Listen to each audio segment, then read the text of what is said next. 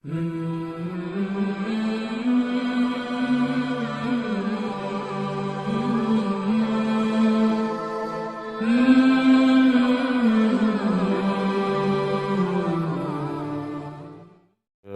میت کا طریقہ کیا ہے؟ اس کا فقہ کی کتابوں میں جو تفصیلی طریقہ ہے اس کو آپ کے سامنے عرض کیا جاتا ہے کہ فقہا نے لکھا ہے کہ میت کو غسل دینا زندوں پر فرض کفایہ ہے۔ کچھ لوگ اگر میت کو غسل دینے کا اہتمام کر لیں تو پھر سب کی طرف سے یہ فرض ادا ہو جاتا ہے۔ اور غسل میت کے لیے چند شرائط ہیں۔ پہلی شرط یہ ہے کہ میت کا مسلمان ہونا ضروری ہے، اور دوسرے میت کا اکثر بدن وہ پایا جائے یا آدھا بدن سر کے ساتھ میں موجود ہو، جیسے حادثات وغیرہ میں انتقال ہوتا ہے تو اکثر بدن موجود ہو یا آدھے بدن سے زیادہ موجود ہو سر کے ساتھ میں۔ شہید نہ ہو، اللہ کی راہ میں شہید نہ ہو، اس لیے کہ شہید کو غسل نہیں دیا جاتا بلکہ اس کو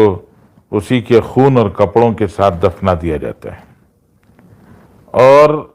ساقط الخلقت نہ ہو، یعنی مدت کے پورا ہونے سے پہلے جو بچہ ماں کے رحم میں ہو اور وہ بچہ ساقط ہو جائے، حمل گر جائے، تو جان پڑنے سے پہلے جس کے پورے تمام اعضاء نہ بنے ہوں، ایسا بچہ اگر وہ حمل گر جائے، ضائع ہو جائے، تو اس کو بھی غسل نہیں دیا جائے گا۔ تام الخلقت، جس بچے کی تخلیق یعنی اس کے سارے اعضاء بدن بن چکے ہوں اور وہ اگر زندہ پیدا ہو، اس کی زندگی کو محسوس کیا جائے اس کے رونے کی آواز سے یا اس کے کسی اور حرکت سے، اور پھر اس کا انتقال ہو جائے تو اس کو غسل دیا جائے گا۔ اور اگر تام الخلق ہو لیکن پیدا ہی مردہ ہوا ہو تو اس کو غسل نہیں دیا جائے گا۔ طریقہ غسل فقہ کی کتابوں کے اندر لکھا ہوا ہے کہ جس تختے پر غسل دیا جانا ہو اس تختے کو 3 مرتبہ یا 5 مرتبہ اس کو دھونی دی جائے، اور پھر اس دھونی دیے ہوئے یعنی دھواں دیے ہوئے اس تخت پر میت کو لٹایا جائے۔ اس کا بدن ناف سے لے کر نیچے تک کے سارے بدن کو سطر چھپا لیا جائے، اور اس کے کپڑے جو اس کے بدن پر ہیں وہ کپڑے نکالے جائیں۔ وضو کے جیسے نماز کے لیے وضو کرایا جاتا ہے اس طرح سے وضو کرایا جائے۔ ہاں اتنی بات ہے کہ کلی نہیں کرائیں گے، ناک میں پانی نہیں ڈالیں گے، کلی کی جگہ پر ایک کپڑے سے اس کے منہ کو پوچھا جائے گا، اور ایسے ہی اس کی ناک میں ایک کپڑے سے اس کو صاف کیا جائے گا۔ پھر اس کے بدن پر ریٹھے اور جو ساری چیزیں صابن وغیرہ ملا کر، بیری کے پتے وغیرہ ملا کر جو پانی گرم کیا گیا ہے، وہ بیری کے پتوں ریٹھوں وغیرہ سے گرم کیا گیا پانی اس کے بدن پر ڈالا جائے گا۔ ریٹھے اور بیر کے پتے صابن وغیرہ نہ ملے تو پھر سادے پانی سے بھی غسل دیا جا سکتا ہے۔ پہلے اس کا سر دھویا جائے گا، اس کی داڑھی کو صابن اور دیگر جو بھی خوشبودار چیز ہے اس کے ذریعے سے دھوئیں گے، اور پھر اس کو بائیں کروٹ پر لٹا کر اس کے اوپر پانی ڈالا جائے گا، اور پھر اس کو دائیں کروٹ پر لٹا کر اس کے اوپر پانی بہایا جائے گا۔ پھر اس کو ذرا ٹیک دے کر غسل دینے والا اپنا ٹیک دے کر اس کو بٹھائے گا،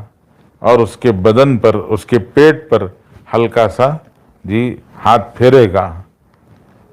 اگر بدن سے کوئی گندگی آگے یا پیچھے سے نکل جائے تو اس جگہ کو دھو لیا جائے گا، دوبارہ غسل نہیں کرایا جائے گا، پھر سوکھے کپڑے سے اس کا سارا بدن پوچھ لیا جائے گا، اور حنوط خوشبو وغیرہ اس کی داڑھی اور سر پر لگائی جائے گی، مواضع سجدہ، سجدے کی جو جگہ ہیں پیشانی وغیرہ اس پر کافور ملا جائے گا۔ یہ گویا غسل کا طریقہ ہے، ترتیب ہے جو فقہ کی کتابوں کے اندر موجود ہے، اس ترتیب سے غسل دیا جائے گا۔ اگر مرد کو غسل دینے والے کوئی نہ ہو تو بیوی اپنے شوہر کو غسل دے سکتی ہے، اور اگر بیوی کا انتقال ہو جائے، بیوی کو غسل دینے والے کوئی نہ ہو تو شوہر مرد بھی اس کو غسل نہیں دے سکتا، جی، بلکہ تیمم کرا کر اس کو کفن دے دیا جائے گا۔ نابالغ بچہ ہے، نابالغ بچی ہے تو نابالغ بچے اور بچی دونوں کو مرد بھی غسل دے سکتے ہیں، عورت بھی نابالغ بچے اور بچی کو غسل دے سکتی ہے۔ یہ فقہ کی کتابوں میں موجود تفصیلات ہیں جو آپ کے سامنے عرض کی گئیں۔ چند اور